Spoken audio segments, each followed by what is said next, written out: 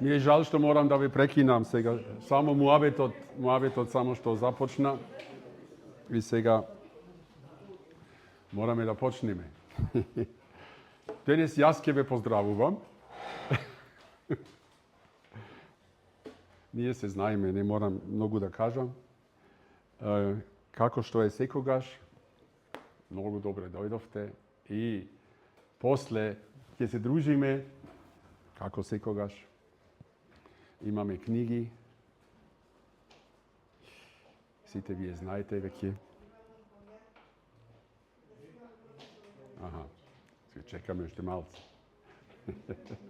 Океј. Значи, додека се полни салата, добра вечер. Сакам да укажам на тоа телефоните да се исклучат, мислам да се стават на тивко.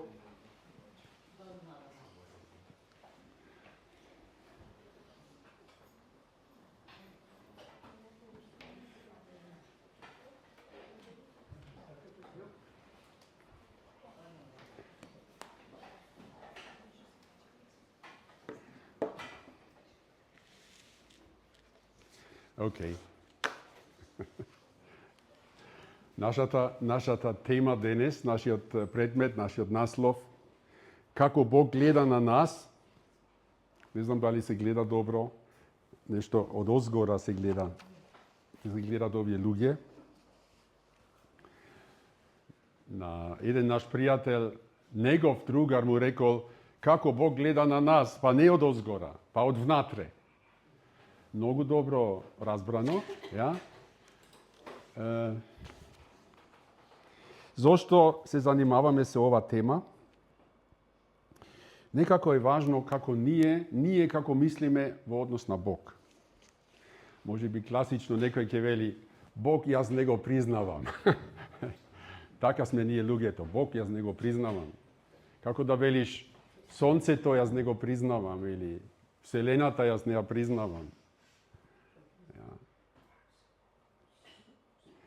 Значи, ние како мислиме за Бог, тоа е една многу важен аспект, ама уште многу поважно е како мисли Бог за нас.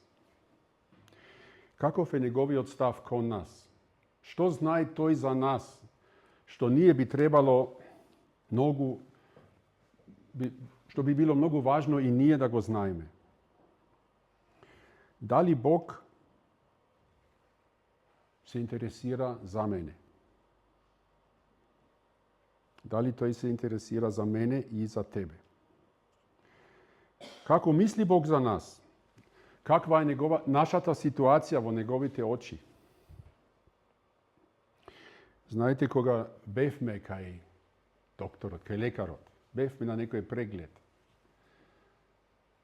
се направи снимка со МРТ, со рентген, се направи крвна слика и не знам што уште.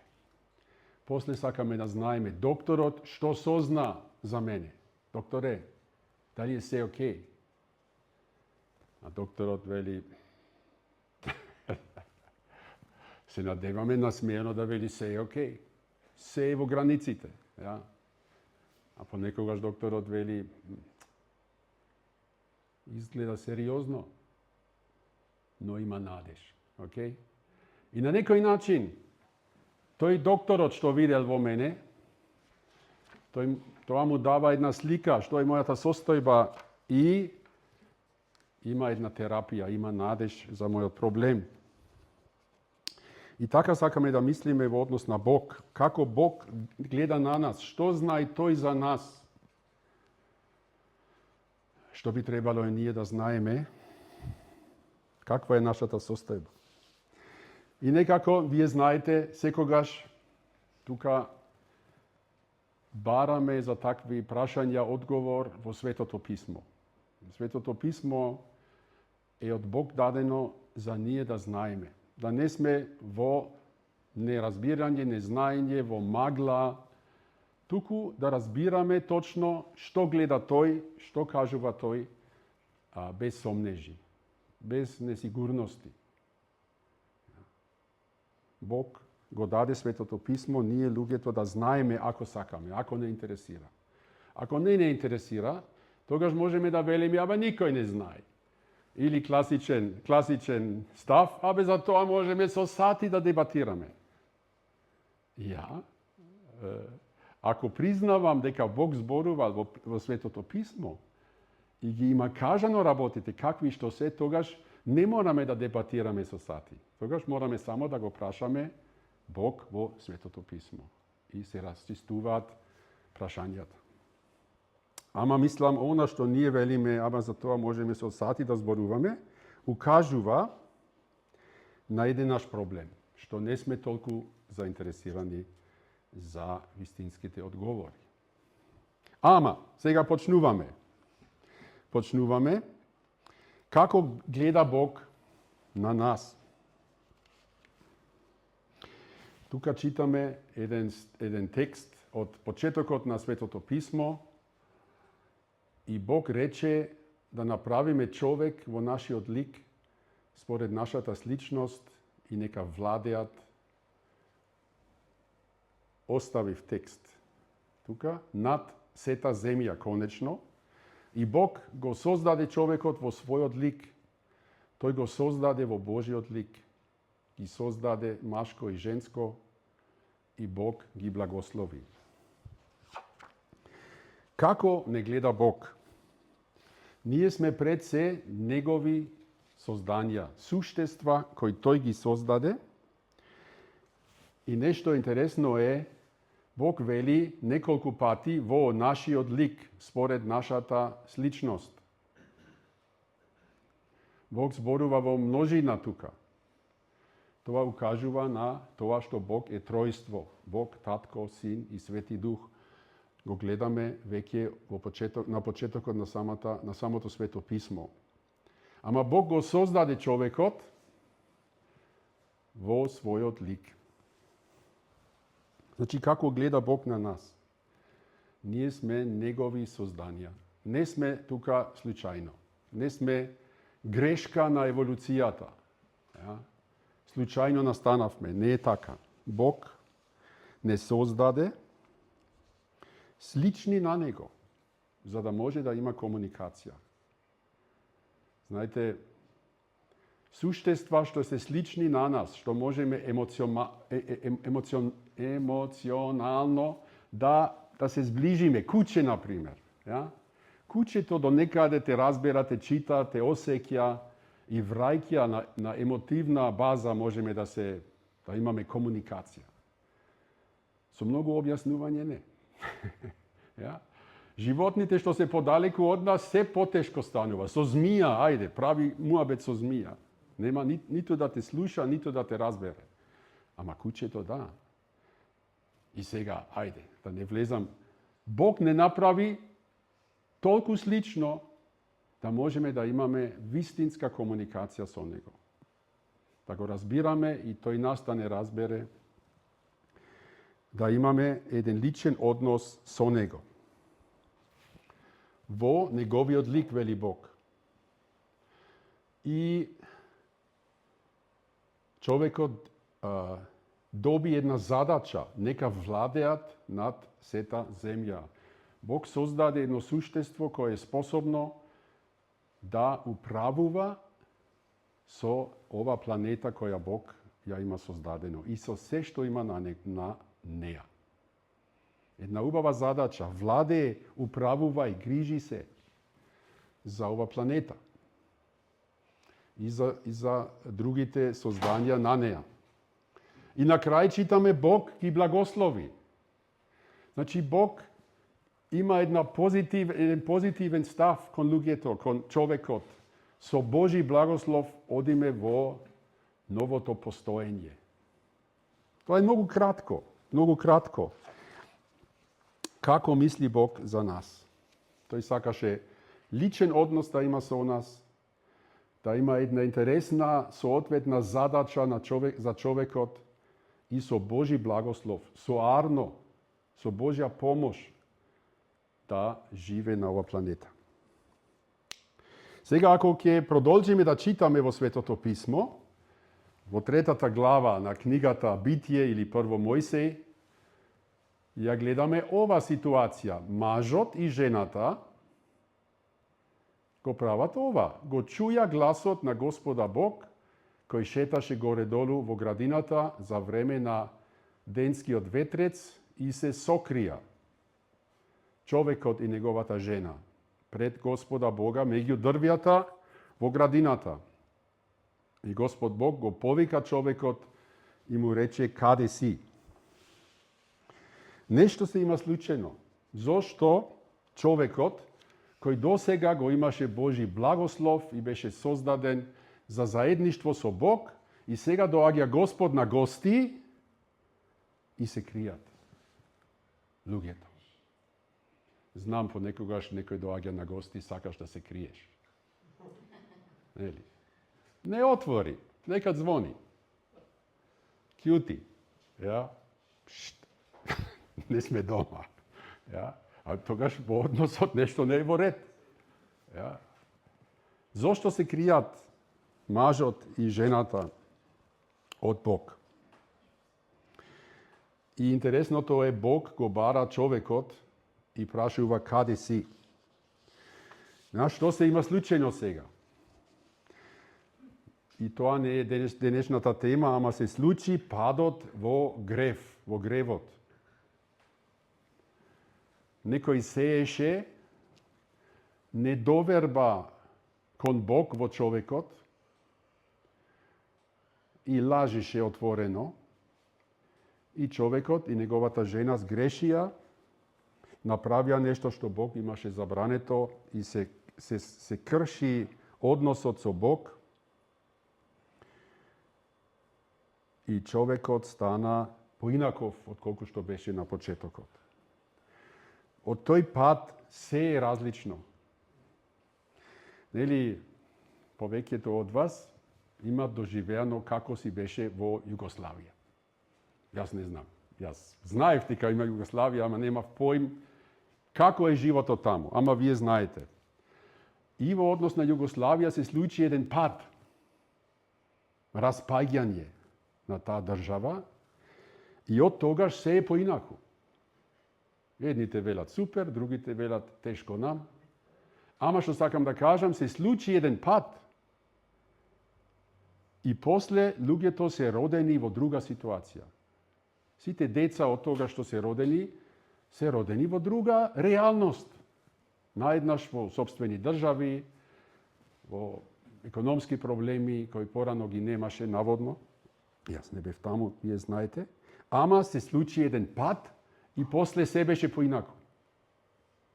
Може би не се, ама многу. Германците имат доживеано такво нешто. Кај нас паднат зидот. Имаше после Втора светска војна еден зид што ги затвореше источно германците во таа прекрасна рајска држава да не бегат. И мораше со зид, со пушки, со мини, со еден систем на наблюдување и убивање да ги чуваат во тој рај. Тој зид падна. И после се беше поинаку. И тогаш, велат некои луѓе, порано дадени работи беа подобри. Не е се сјајно, ама, сакам да кажам, се случи еден пат, зидот падна,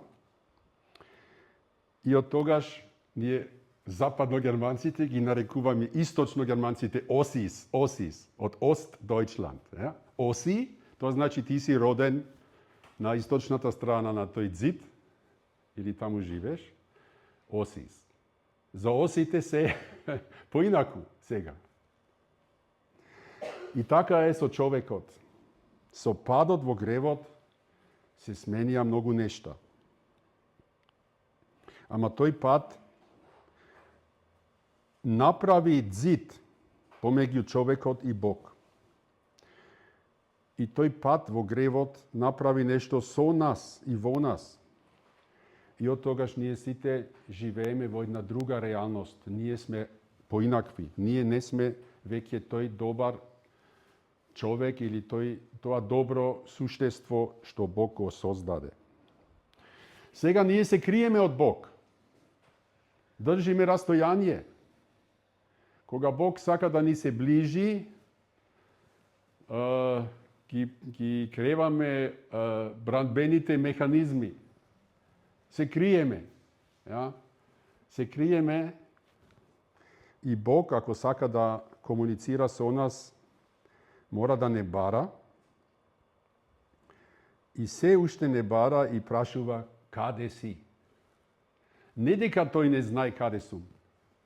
Тој сака јас да се прашам. Зошто јас се кријам од Бог? Зошто кога Бог сака да ми зборува, не ме интересира? Зошто се плашам од ова книга? Има многу религиозни луѓе, го кажувам тоа многу често. И во една битола. Многу се религиозни, се сметат како многу побожни. Сите празници, сите адети, сите пости, се пази. Ама тешко ако тој треба да еднаш да ја отвори Библијата, да би читал, да би прашувал што вели Бог. Не доаѓа во предвид. И тоа е еден знак дека тој човек во суштина, колку и да е побожен, се крие од Бог. Се плаши од Бог, му е непријатно, се крие. А Бог, како мисли тој за нас? Тој уште не бара. Бог уште не бара. Се уште. И прашува каде си, прашувај се ти, каде сум јас во однос на Бог. Одиме понатаму. Од еден псалм, тоа е една духовна песна. Господ наблюдува од небесата и ги гледа сите човечки синови. Од местото на своето живеалиште ги гледа сите жители на земјата. Тој им ги создаде срцата на сите и внимава на сите нивни дела. Бог не гледа, внимава на нас и се интересира се уште за нас. И тука читаме дека тој ни ги создаде срцата. Знаете, од нашето срце излегува живењето. Од централата. Тој ги создаде и нашите тела. И важно, знам, е да тоа тело да е здраво и да функционира. Ама центарот е нашите срца. Бог знае што се случува таму, во центарот на нашата личност.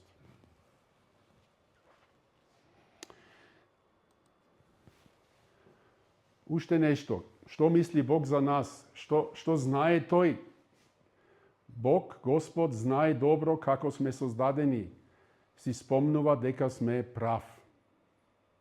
Деновите на човекот се како трева. Цветат како полски цвет. Штом ветерот ќе го допре и веќе го нема. Ни неговото место не го помни. Бог знае колку сме минливи, колку сме кревки. На човекот му рече, ако ти ќе јадиш од ова дрво, сигурно, гарантирано ќе умреш. И тоа човекот не му веруваше на Бог, јадеше од тој плод и сега се исполнува она што Бог рекол. Сигурно ќе умреш. И од тогаш ние луѓето сме минливи. И нашиот живот се живее под сенката на смртта, на минливост, на старење, на слабење. Ние сме како, што вели, трева. Кога сега ќе врни ова она, тревата ќе расте до некаде до, не знам, до јуни, јули ќе биде зелено, па после доаѓа жешкото, жегата и тревата вене. Тревата вене. Такви сме ние. Бог знае колку сме минливи.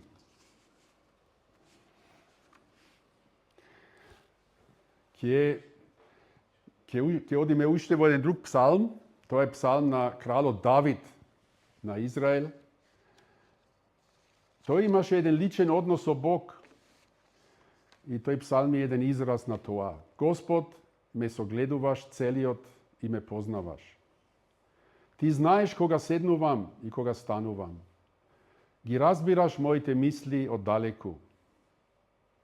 Дали одам или лежам, ти гледаш се, познати ти се сите мои патишта. Испитај ме целиот Боже, запознај ми го срцето. Испитај ме и запознај ги моите мисли. Погледај да не одам по гибелен пат и поведи ме по вечниот пат. Овој човек има еден однос со Бог и тој не се крие од Бог, туку напротив, тој сака Бог да се меша кај него. Тој вели, те молам да ме испиташ, дојди дома, гледај ме, согледај ме, испитај ме и кажи ми што гледаш. Сакам да знам дали во мојот живот има нешто што ме носи мене во гибел, во погибел, во пропаст. И јас знам, јас морам да одам по вечниот пат, не по тој гибелен пат. Те молам, води ме по вечниот пат. Ние сме минливи, ама Бог има еден пат кој не носи во вечно заедништво со Него. И овој човек имаше сватено, јас минлив човек, Давид умре кога имаше 70 години. Покрај здравата храна тогаш.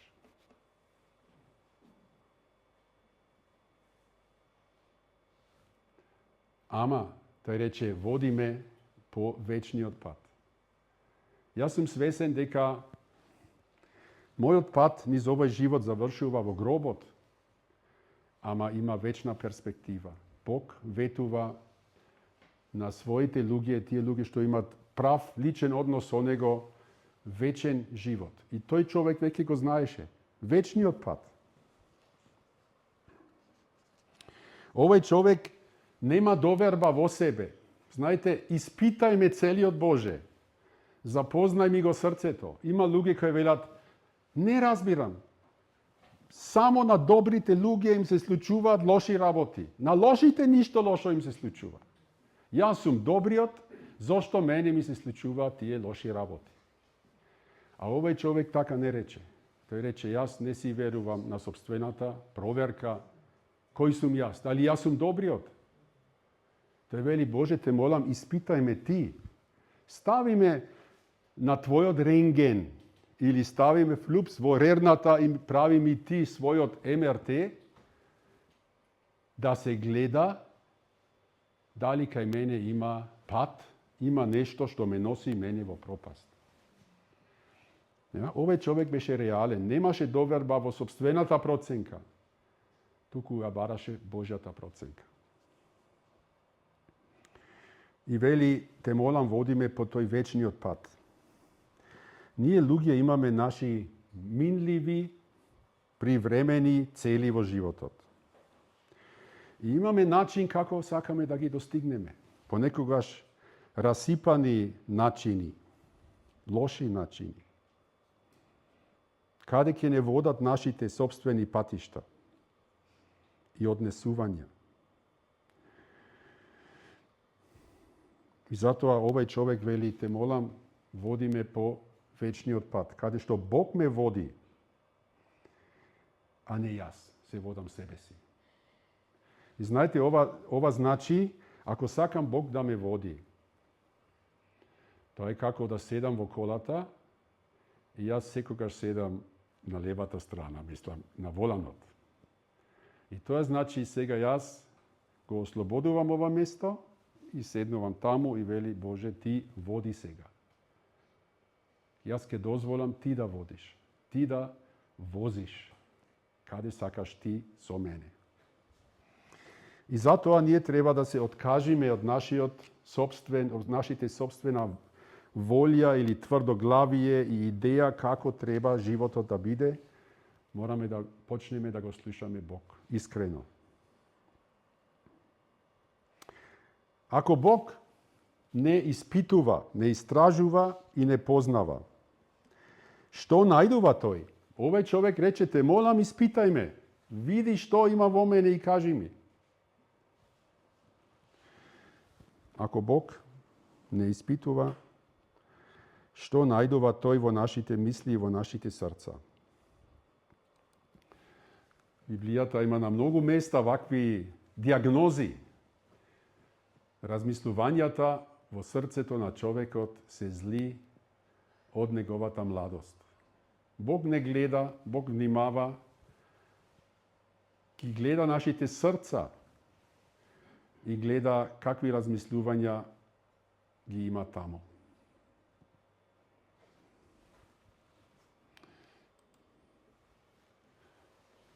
Ова Господ Исус Христос го кажува во една расправа. Со религиозните луѓе тој постојано беше во расправа.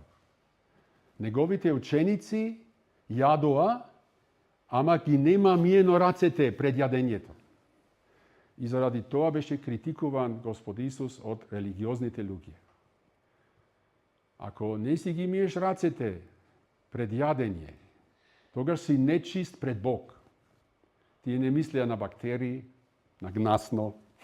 Туку мислеа пред Бог да си чист. Затоа мораш да си ги миеш ритуално рацете пред јадење. А Господ Исус мора да ги исправи и вели, луѓе, кога зборуваме за нечисто, што го прави човекот нечисто? Тој вели, не она што влегува во устата. Замисли, не знам дали постиш ти. Не сакам да зборувам за тоа. Замисли, ти мислиш, леле, денес јадов кашкавал на постите. И сега сум нечист пред Бог. И Исус вели, не луѓе. Она што влегува во устата, не го онечистува човекот. Јас не го отсеков тоа. Туку она што излегува од устата, тоа го прави човекот нечисто. Бидејќи од што излегува доаѓа од срцето. А што има во срцето на човекот? Зашто од срцето произлегуваат зли мисли, убиства, прелюби, блудства, кражби, лажни сведоштва, хули. Тие се нештата кои го онечистува човекот, а јадењето со неизмиени раце не го онечистува човекот. Вели самиот Бог Синот, Исус Христос. Највисокиот авторитет вели, знаете што те прави нечист пред Бог? Кашкавал јади секој ден во годината, воопшто не е проблем. Ама она што излегува од твојата уста, тоа покажува што е внатре во срцето. И тоа те прави нечист. Бог ги гледа нашите срца, ги истражува и слуша од нашата уста. Ние сме морално гледано нечисти. Ние сме виновни пред Бог. Вака е состојбата на нашите срца. Ние можеме да си ги миеме рацете, но не нашите срца. Дали имаш најдено средство за чистење на срцето? Тоа е да станеш ти нов човек. Да станеш ти внатре обновен, чистен. Ja?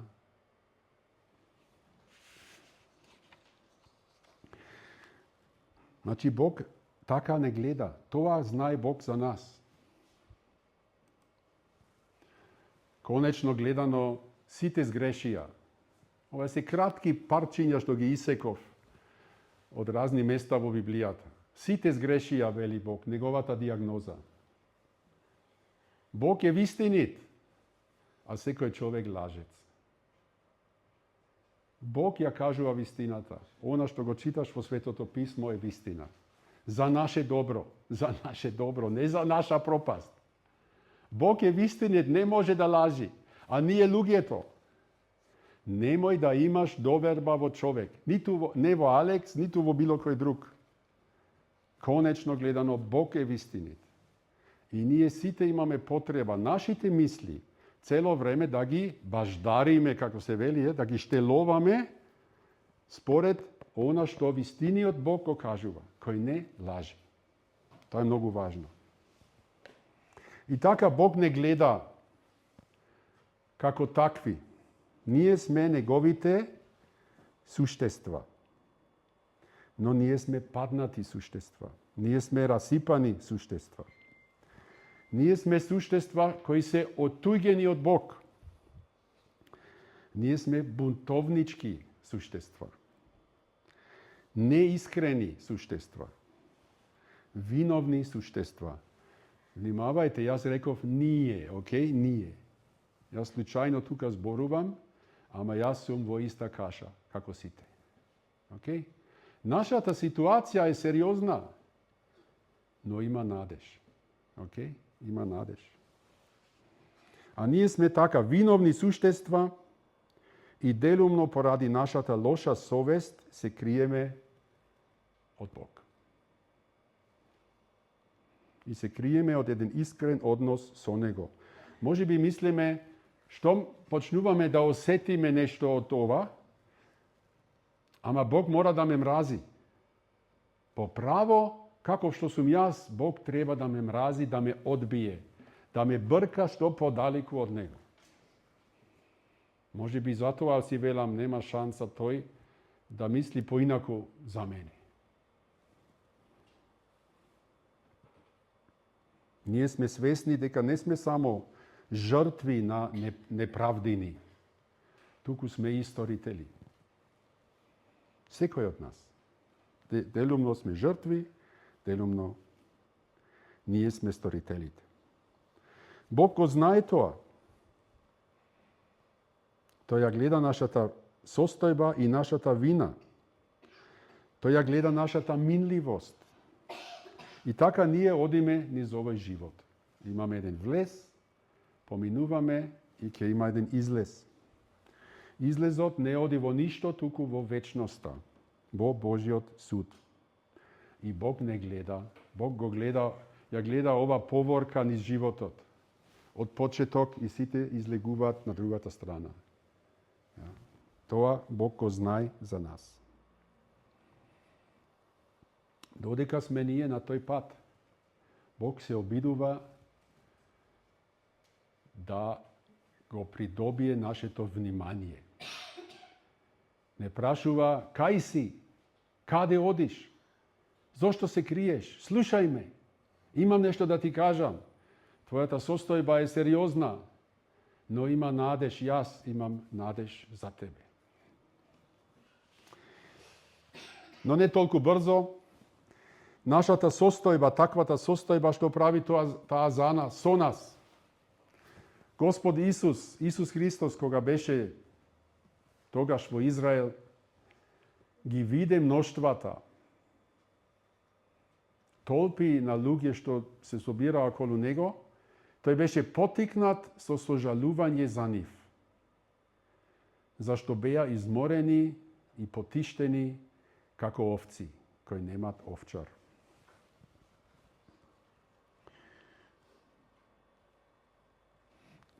И тоа го знае Бог за нас. Господ Исус ги гледаше луѓето, неговите современици, изморени, потиштени. Овцата која е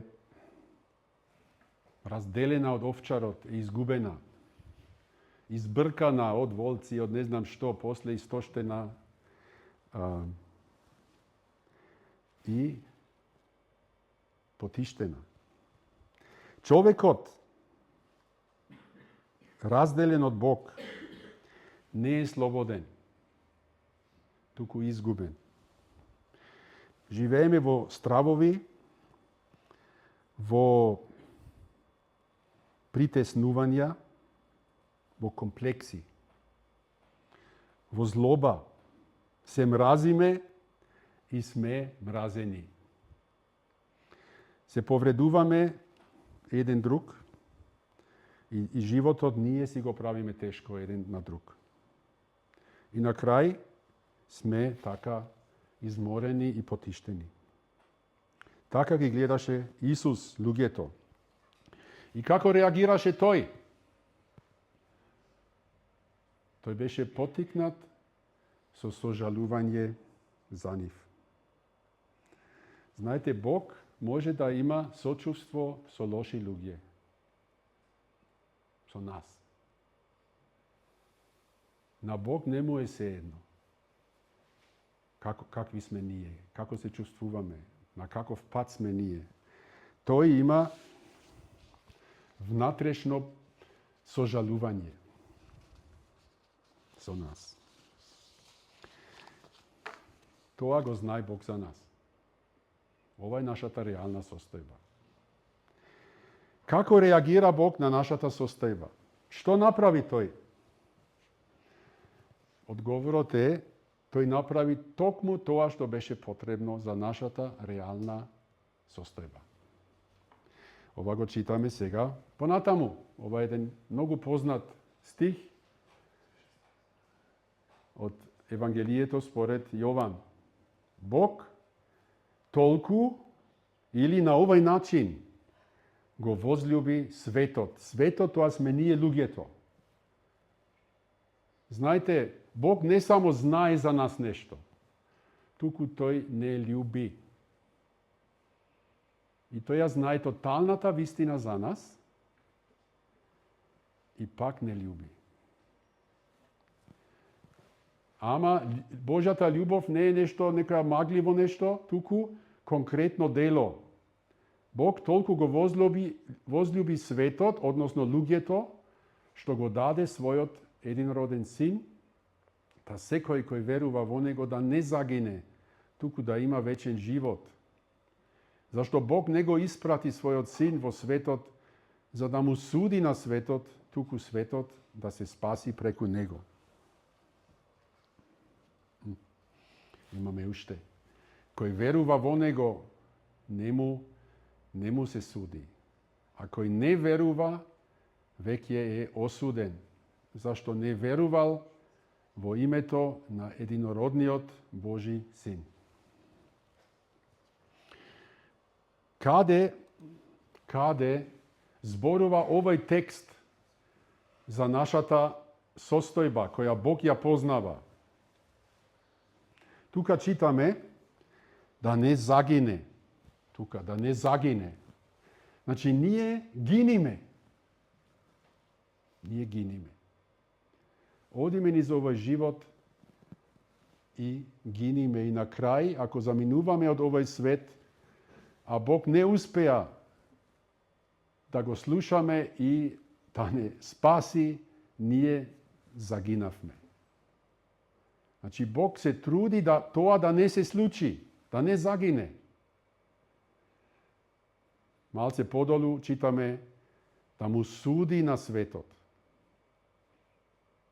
Божиот син е испратен во светот не да му суди. Наредниот пат кога ќе дојде Исус ќе му суди на светот, ама тогаш беше испратен да се спаси светот. Значи, нашата состојба која Бог ја знае е ние гиниме. Ние одиме во Божиот суд. Нам ни треба спасение.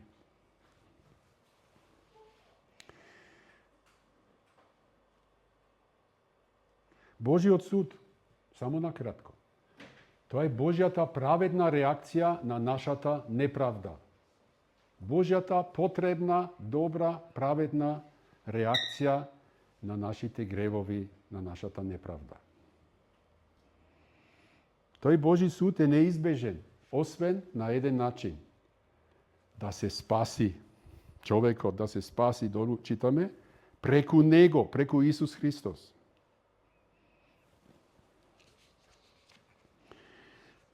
Значи, нам ни треба спасение, прошка и нов живот, да има вечен живот. Давид рече, водиме на вечниот пат, Боже. Еве, тоа е тој вечниот пат, да добиеш вечен живот. Тоа е нашата најважна потреба. Така не гледа Бог, тој ја гледа реалноста, која ние не сакаме да ја гледаме. Или не сакаме да ја прифатиме. И стануваме мајстори во истиснување на непријатни идеи. Мајстори во криење од Бог. Но ако се кријам од некоја непријатна фактична состојба, тоа не ја менува состојбата. Ако су болен, може би смртоносно болен, не ќе се кријам во шумата. Ова ништо не менува. Немој да ми зборуваш, немој да ми кажеш. Ова не ја менува состојбата. Тоа е нашиот проблем. Бог ни нуди решение, а ние сме мајстори во одбрана од Божите обиди да ни помогне. Тука е целиот проблем. Може би ние мислиме, ама јас треба да го убедувам Бог да ме сака, да прави нешто, да ме прифати, да ме спаси. А Бог цело време се обидува, без ние да заслужуваме. Без ние да се покажавме дека сме подобри од она што Бог го гледа. Ja? Што направи Бог за нашата состојба нешто да ни помогне? Токму тоа што беше потребно. Тоа е многу важно да го сфатиме ова. Може би ова звучи многу бледо, секако. Ама токму тоа што беше потребно. Тој вели, чекај, не, ова не е правиот стих, морам да се вратам, окей? Ајде, Бог на овој начин го возлюби светот. Тука можеме комодно нашето име да го ставиме. Бог на овој начин го возлюби. Има ли доброволец? Андреј, Теодор, Андреј, браво. Значи, тука во овој стих треба ние себе си да се ставиме. Ja? Бог ме возлюби на овој начин. Како? Знаете, Бог не возлюби, не љуби, се едно како стоиме ние кон Него. Божјата љубов, како се вика тоа, ние сме соочени со Божјата љубов. Дали го мразиме, дали го негираме, не е важно. Бог со својата љубов ни се представува: стоп, те љубам. Не верувам во тебе. Ми е гајле, те љубам. Го барам твое најдобро. Априори, дефолт, разни зборови, од нога. Основно, Бог не љуби. Знајки ја целата вистина за Алекс и за сите нас. Може би велите, светот е премногу лош, не можам да верувам во Бог. Има многу страдања, посебно сега мене ме погодуваат. Не можам да верувам во Бог. Не можам да верувам дека Бог ме љуби. Како тој ме љуби? Еве го даде својот единороден син. Тоа е начинот како Бог најосновно сите нас не љуби. И не љубеше, бидејќи ова беше конкретно дело. Бог стана човек. Тој тражејки не нас. Така се вели? Барајки. Добро, фала. Значи, не бара нас и тоа барање го донесе до тоа, го доведе да стана тој човек, еден од нас. Бог го даде својот единороден син. И на крај Исус Христос дозволи, ги испружи своите раце и дозволи да биде распнат на еден крст. И тој вели, значи ние го распнавме, ние, луѓето. Океј? Овие лошите, ама тоа не беа, тоа беа римјани беа, тоа римски војници. Не знаеме од која нација во римската војна беа тие. Ајде, издействувано од еврејското раководство, римјанинот Пилат дозволи да биде фатен во политичкиот заговор и го осудија Исус на смрт. Ама да не покажеме сега со прсти, ние ќе бевме исти. Океј? Тоа се случи за наша полза, за нас. Неговата смрт, смртта на Исус Христос ја плати нашата вина пред Бог. Сигурен сум дека вие ова го имате слушнато и порано. Но тоа беше потребно. Важно е сега лично тоа да го прифатиме. Како не гледа Бог? Бог не гледа како многу скапоцени суштества. Тој го даде својот возлюбен син за нас. Ja? Ние се најдуваме во ова ситуација што за Бог сме многу скапоцени. Го даде својот син за нас. Ти би го дал својот син за мене? Не верувам. И јас не би го дал. Не знам. И јас не би го дал за мене. Што би дал за мене да ме спашиш? Што? Ja? Ако го знаеш, Алекс, не сега овој насмејан стои тука, лошо ми нема направено. Ама како Бог ме знае, ти би дал 5 пари за мене? Ja? Ама Бог што направи? Бог вели, јас на тој начин те возлюбив тебе, те љубив. Го дадов мојот единороден син. Ти имаш голема, огромна вредност. Исус умре за тебе и на крстот плати за твоите гревови, за да може да ти ги прости. Секој грев што е простен од Бог е платен од Исус на крстот. Океј? Само поради тоа се простува било кој грев. Значи Исус умре за тебе, бидејќи толку вредиш ти за него. Толку му си драгоцен. Тој плати на крстот за твоите гревови и сега е платено. Не остануваат неплатени гревови. Бог направи тоа што беше потребно. Тој сака да ти прости и сака да те прави ново создание. Да го имаш вечниот живот. А тој единородениот син, тој е вечниот син Божи. Тој е создателот преку кого е се создадено и за него е се создадено. Еден рече, за него лази секој црв и плива секоја риба и лета секоја птица. И секој ангел постои само за него. И секој човек постои за него. Само ние имаме слобода да велиме да или не на него.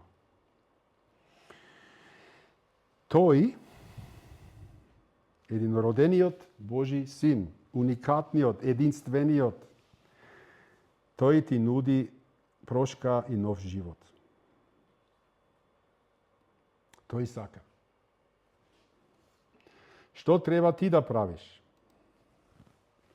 Еве во овој текст читаме, кој верува во него, не му се суди. А кој не верува, веќе е осуден. Зашто не верувал во името на единородениот Божи син. Знаете, ако не правиме ништо, ако остануваме рамнодушни во однос на Исус Христос,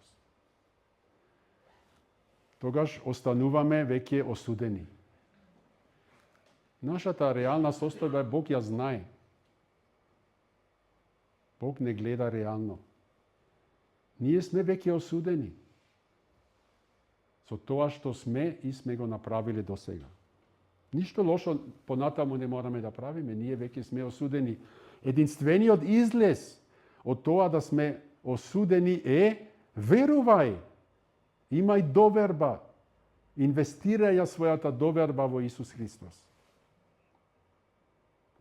Зошто било кој ќе остане осуден за секогаш, бидејќи не верувал во него. Не бидејќи не бил доволно религиозен, не направил доволно добри дела, не одел в црква, не постел, не палел ова, она, не, туку порадиш тоа што не верувал. Бог го направи се што е потребно. И откако Бог направи се што е потребно за наше спасење, прошка, нов живот, нашата работа е верувај во оној Исус кој бил распнат на крстот за тебе.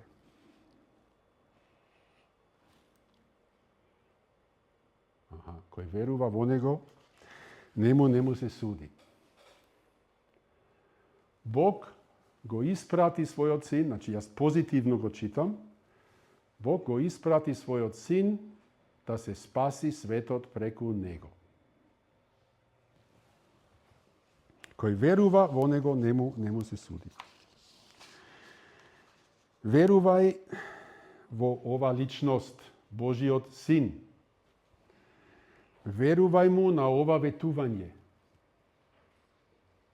Тоа мораш да го правиш. А знаеш, ова не е општото верување во Исус. Општото верување. Сите христијани веруваат во Исус. Да, сите германци веруваат во Фридрих Мерц, нашиот канцелар. Да. Но искрено кажано, нема да кажам што мислам. Верувам дека тој постои, за жал. Е тој канцелар, окей? Секогаш се жалам тука за политики. Ама тоа е верување, не? Верувам дека тој постои. Само тоа не е тоа верување. Верувам дека авионите полетуваат, летат и слетуваат. Веруваш? Да. Ама кога влегуваш во авион прв пат, тогаш не е толку едноставно. Тогаш си велиш, се надевам технологијата. Чекај, која е авиокомпанијата? Некој, знаеш, Garbage Air. Охо. Не знам дали... Garbage. Ѓубре Air, знаеш? Не знам дали сакам да влезам во тој авион. Немам доверба.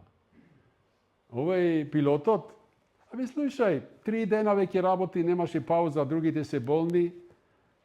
И малце пие понекогаш. Аха. Не влегувам во тој авион. Ја? Премногу зависи од тоа. За сакам да имам доверба, да, во добра технологија, добро одржување од врвни механичари, пилотите што знаат што прават. Да.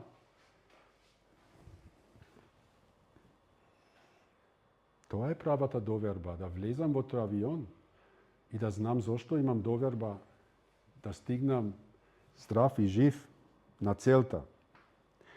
Еден млад пријател од Германија има рак. Тоа е многу сериозен проблем. Тој им верува на докторите со својот живот. Знаеш, верувам во доктори. Има доктори, и во Битола има доктори. Ама каде ќе одиш кога имаш ти рак? И си велиш, сакам да преживеам. Се уште не ми се умира. Кажи ми еден доктор во кој што можам да имам лична доверба со мојот цел живот. Тогаш тоа е доверба. Тоа е доверба. Наеднаш прашањето кој тој доктор, дали знае, дали има искуство, дали знае тој за што зборува, дали ќе ме советува како што треба ме третира, јас имам лимфома. Тоа е правата доверба. И така е со Исус Христос. Верувам во Него, да. Не веруваш во Него. Што имаш ти? Немаш лимфома. Ти имаш греф. Јас имам греф, окей? Да не велам ти. Јас сум грешник пред Бог. Јас сум бунтовник против Бог. И јас одам во Божиот суд. Ова во мојот случај, морам да ви кажам, веќе не е вистина, бидејќи јас веќе го прифатив тоа спасение. Океј? Ама без Исус јас одам во Божиот суд.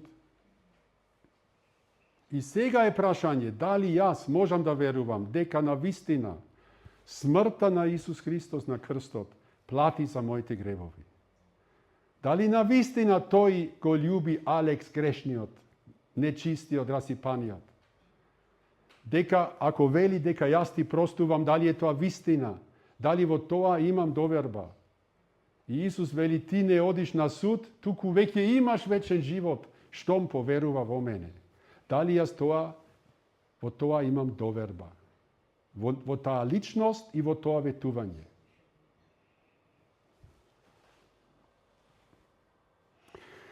А за тоа да функционира таа доверба, морам јас да признавам, јас кој имам тој проблем. Морам да станам искрен пред Бог. Морам да признавам, јас сум тој виновникот. Грешник пред Бог. Морам лично тоа да го признавам и да го признавам пред Бог. Морам да се покајам. Мојот бунт против Бог, од Него да се свртам, да му се предадам на Исус, да му се покорам Него. Ти не можеш сам себе си да се спасиш. Прошката од Бог не можеш да ја заработиш. Не можеш сам себе си да си дадеш вечен живот. Тој го прави тоа. Тоа е неговото ветување. И затоа мораш да имаш доверба во Него.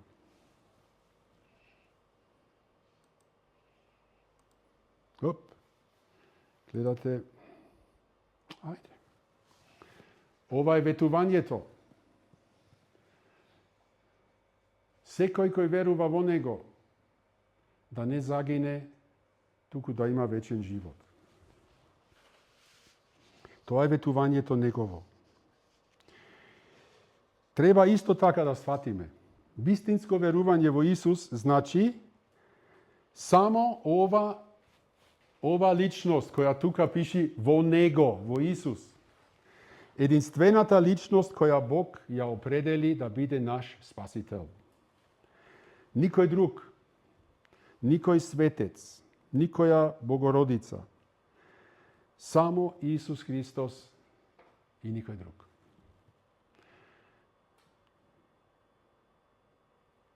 Бидејќи Бог не гледа какви што сме, реалистично. Тој ја определи единствената личност која може да биде твој спасител и кој сака да биде твој спасител. Како те гледа Бог? Бог те гледа вака. На овој човек му треба Исус Христос. На овој маж му треба Исус Христос, на ова жена и треба Исус Христос. Иначе, тој останува изгубен. Иначе таа ќе останува изгубена. Иначе тој нема да го види вечниот живот. Иначе таа нема да го види вечниот живот. Така не гледа Бог. Тој вели на овие луѓе им треба Исус Христос. Фала за вниманието. Тоа беше за денес.